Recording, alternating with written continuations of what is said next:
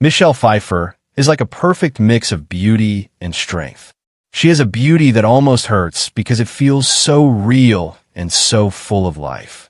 For more than 40 years, she has been at the center of Hollywood as an amazing mix of opposites. Delicate but also unbreakable, gentle but also fierce, shining bright but also made from darkness. When she played Elvira Hancock in Scarface, she became the cold fire of that time period, distant but impossible to forget. When she played Catwoman in Batman Returns, she was the wild, beating heart of attraction and danger, showing the world a new way to see strength in a woman. She went from being a shy cashier in a small California grocery store to becoming one of the brightest stars the world has ever seen.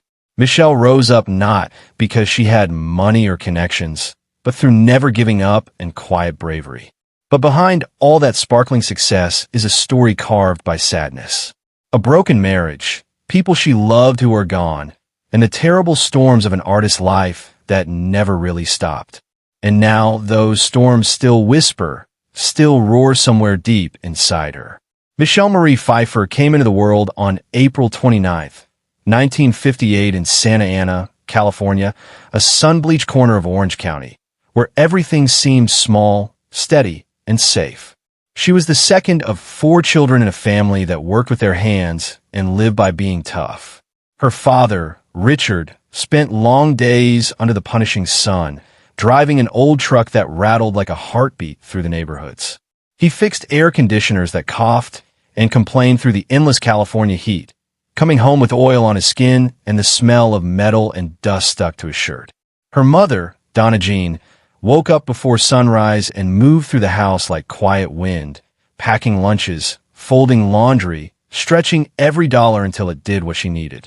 There were no divorces, no chaos, no money handed to them, only work, never giving up, and love spoken without words. By 16, she was working evening shifts at the local Vaughn's supermarket, her name tag pinned neatly over a heart full of questions. Between the beeps of the cash register and the flicker of fluorescent lights, she dreamed of something she couldn't name, something unreachable. Some nights after her shift, she walked home barefoot to save her shoes. Years later, she would say, "I was so shy. I didn't know what I wanted. I just knew I didn't belong there." Her childhood wasn't marked by tragedy or cruelty, but by an invisible pain. The loneliness of a girl who sensed there was more to life than what she could see from her bedroom window. She left behind the hum of the suburbs and stepped into the electric chaos of Los Angeles, a city that could crown you or crush you before you ever had the chance to breathe. She arrived with little more than a used car, a few dollars saved from her supermarket shifts, and a heart both fragile and fierce. The city did not welcome her. It barely noticed. She rented a one-room apartment where the walls seemed thinner than her dreams. Days blurred into each other. She waited tables, answered phones, modeled part-time. Anything to keep the rent paid. Casting directors looked up from their clipboards with polite smiles that didn't reach their eyes. "You're beautiful," they'd say, and she would smile back, knowing the words were a cage. Behind every compliment was the same verdict. Another pretty face, nothing more. In 1978, in a moment of blind courage, she entered the Miss Orange County beauty pageant. Winning was her first crack in the wall, a door slightly open. It led to small commercials, forgettable guest spots on Fantasy Island and Chips. Then came 1982, Grease 2. Her first lead role, her supposed big break. Instead, it became her public failure. The critics were mean. The film flopped, and with it, her fragile faith. But the fire refused to die. She studied harder, joined acting classes, rehearsed until her voice cracked. And then came the call that would test everything. A role opposite Al Pacino in Scarface. Even before she walked in, she knew the whispers.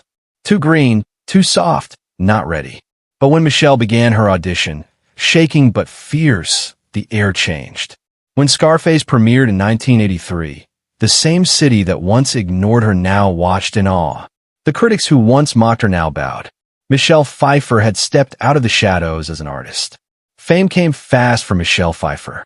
Dazzling, intoxicating, and merciless. Between 1983 and 1989, She moved through the industry like a shooting star. In The Witches of Eastwick, 1987, she shimmered with intelligence and quiet fire. In Dangerous Liaisons, 1988, she bared her soul, earning her first Oscar nomination and praise from around the world. By 1992, she was earning $12 million per film, the highest paid actress in Hollywood. Then came The Fabulous Baker Boys, 1989, the role that immortalized her. When she slid across that piano, singing Makin' Whoopee, the crew fell silent. Some cried, not because she was beautiful, but because she was real. Batman Returns, 1992, exploded across the world, earning over $266 million at the box office. Her Catwoman became iconic, fierce, fragile, unforgettable. It was 1979 when Michelle met Peter Horton, a tall, kind actor with dreams as restless as hers. When they married in 1981, the ceremony was simple. They had no wealth, no fame, just belief that love would be enough. For a while it was, but as her star began to rise, that same wall started to crack. In 1983, Scarface pulled Michelle into a new orbit. Days turned into shoots, nights into flights. By 1988, the silence between them had grown heavier than any argument. During the filming of Dangerous Liaisons, fiction bled into truth. When the film ended, so did the illusion. What remained was regret, quiet, private, and impossible to erase. When the papers were signed, there was no shouting. What they lost was the belief that love could outlast fame. She had already conquered the world by the time she met David Kelly in January 1993. Their meeting wasn't planned by fame, but by fate through a simple blind date. At the time, Michelle was in the process of adopting a baby girl, Claudia Rose. When she told David on their second date, he didn't hesitate. He smiled and said, "Then I guess I'm meeting my daughter soon." They married later that same year. Together they welcomed their son, John Henry, a year later. "I didn't quit acting," she would later say. "I just chose my life." They've been together for over 3 decades now. She learned that love isn't a rescue. It's a practice. It's the choosing every day to stay, to listen, to forgive. Her father, Richard Pfeiffer, was the heartbeat of her beginnings. When he passed away in 1998, Michelle was standing at the very peak of her fame. Yet she felt herself collapsing inward, a child again in a room gone suddenly too quiet. Donna Jean, her mother, was warmth woven into flesh and voice. When Donna passed, the loss came not as a blow, but as a slow unraveling. She learned that grief doesn't end when the funeral is over.